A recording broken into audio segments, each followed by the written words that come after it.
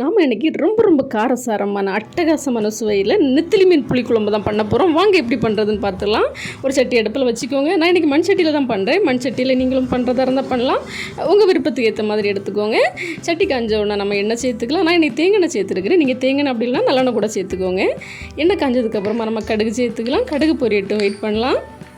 நான் மினியேச்சரில் பண்ணுறதுனால எல்லா பொருட்களோட அளவும் கம்மியாக தான் எடுத்துருப்பேன். நீங்கள் உங்கள் தேவைகளுக்கு ஏற்ற மாதிரி உங்களோட அளவுகளை அதிகப்படுத்திக்கோங்க.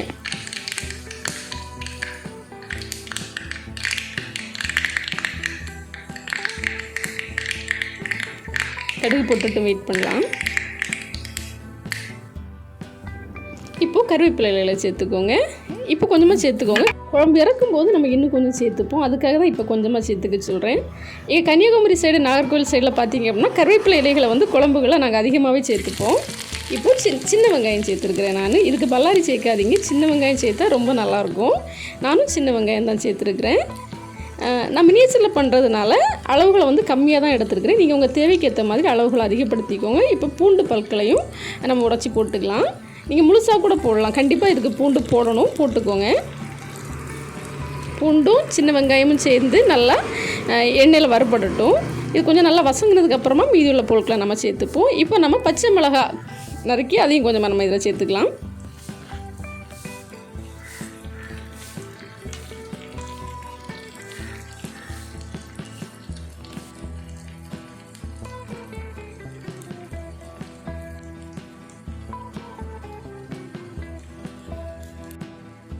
நாம் இப்போ குட்டி குட்டியாக நறுக்கி வச்சுருக்கக்கூடிய தக்காளியை சேர்த்துக்கலாம். தக்காளி ரொம்ப ஜாஸ்தி சேர்க்காதீங்க. ஏன் அப்படின்னா நம்ம புளி சேர்த்துப்போம், புளி தண்ணி. அதனால் தக்காளி கொஞ்சம் கம்மியாகவே சேர்த்துக்கோங்க. இப்போது நம்ம சேர்த்து எல்லாமே சேர்ந்து நல்லா எண்ணெயில் வதங்கட்டும்.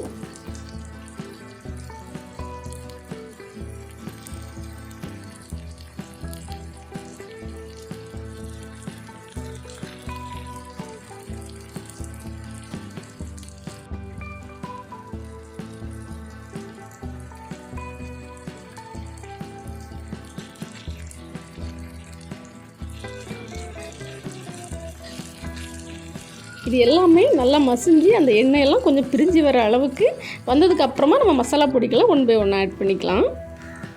இப்போது கொஞ்சமாக மஞ்சள் பொடி சேர்த்துக்கோங்க. அப்புறமா வத்தல் பொடி சேர்த்துக்கோங்க. இது கொஞ்சம் காரமாக இருந்தால் நல்லாவே இருக்கும். நம்ம புளி சேர்க்கறதுனால அது கொஞ்சம் காரசாரமாக இருந்தால் தான் நல்லாயிருக்கும். இப்போ வத்தல் பொடி உங்கள் காரத்துக்கு ஏற்ற மாதிரி கொஞ்சம் அதிகமாகவே சேர்த்துக்கோங்க. அப்போ நல்லா தான் இருக்கும். இப்போது மல்லிப்பொடி கொஞ்சம் சேர்த்துக்கோங்க. அப்புறமா பெப்பர் பொடி.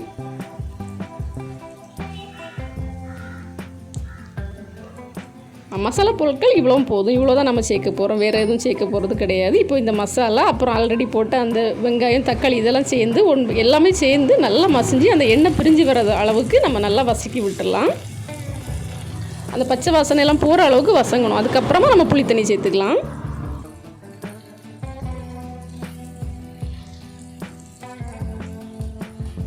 நம்ம சேர்த்த எல்லா பொருட்களுமே, மசாலா பொருட்கள் எல்லாமே சேர்ந்து பச்சை வாசனை போக எண்ணெய் எல்லாம் பிரிஞ்சு வர அளவுக்கு நல்லாவே நம்ம வதக்கி நம்மளுக்கு தயாராகிடுச்சு. வதங்கி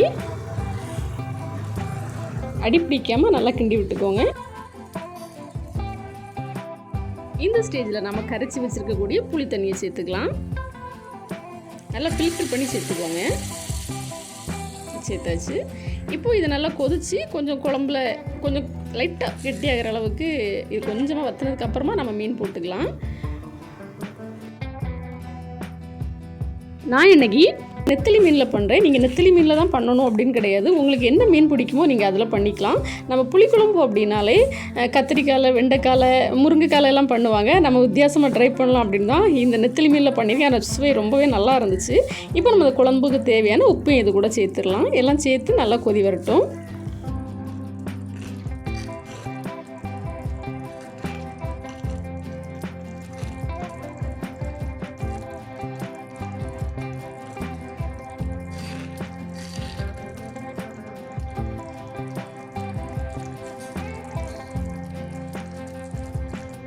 இந்த ஸ்டேஜில் நாம் மீனை சேர்த்துக்கலாம்.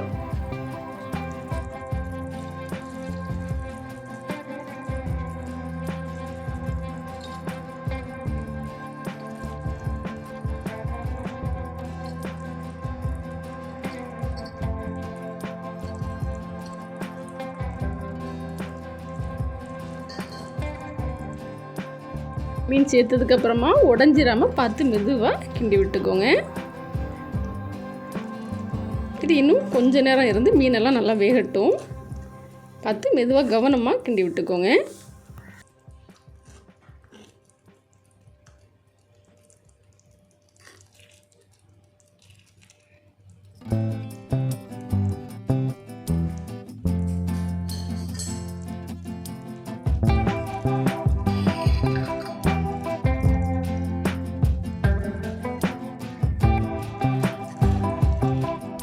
இந்த குழம்பு நம்ம நைட் பண்ணி வச்சுட்டு நெக்ஸ்ட் டே சாப்பிடும்போது ரொம்ப டேஸ்ட்டாக இருக்கும்.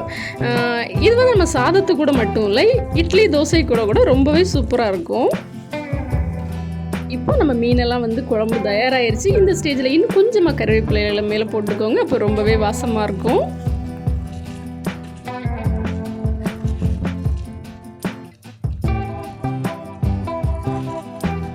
ஏற்ற சின்ன வெங்காயம், பூண்டு, தக்காளி இது எல்லாமே மசிச்சு நம்ம போட்ட மசாலா எல்லாம் சேர்ந்து மீன் கூட சேர்ந்து நம்மளோட புளிக்குழம்பு ரொம்ப சூப்பராக தயாராகிருச்சு. இப்போ வந்து நம்ம எடுத்து வச்சுட்டு நம்ம சூடான சாதத்தை கூட சாப்பிட்டா கூட ரொம்ப அருமையாக இருக்கும். கண்டிப்பாக இதை நீங்கள் ஒருக்கா ட்ரை பண்ணி பாருங்கள். ஒருக்கா பண்ணிங்கன்னா நீங்கள் திரும்ப பண்ணுவீங்க.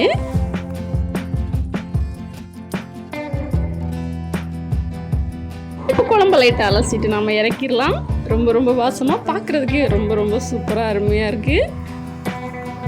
இப்போ நாம் இதை சுட சாதத்தோட சாப்பிட்டு டேஸ்ட் எப்படி இருக்குது அப்படின்னு பார்த்துடலாமா?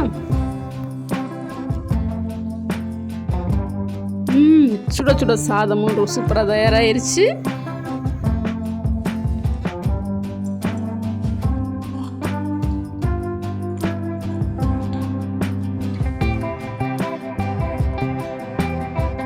இப்போ ஒரு பிளேட் எடுத்துட்டு அதில் சுட சாதத்தை நம்ம போட்டுக்கலாம்.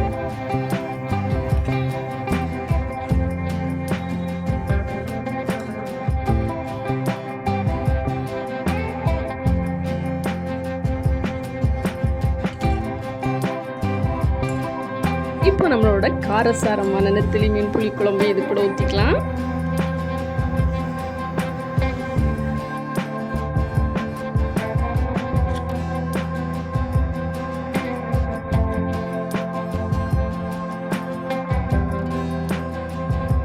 சுவை ரொம்ப அட்டகாசமாக இருக்குது. கண்டிப்பாக நீங்கள் இதை ட்ரை பண்ணுங்கள். நம்மளுக்கு தேங்காய் துருவ வேண்டாம், தேங்காய் அரைக்க வேண்டாம், மிக்ஸி கழுவ வேண்டாம். நம்ம நினச்ச உடனே ஒரு 10 மினிட்ஸில் நம்ம இதை தயார் பண்ணிடலாம். கண்டிப்பாக அதை ட்ரை பண்ணி பாருங்கள். தேங்க்ஸ் ஃபார் வாட்சிங். இந்த வீடியோ உங்களுக்கு பிடிச்சிருந்துச்சுன்னா லைக் பண்ணுங்கள், ஷேர் பண்ணுங்கள், கமெண்ட் பண்ணுங்கள். மறக்காமல் நம்ம சேனலை சப்ஸ்கிரைப் பண்ணுங்கள்.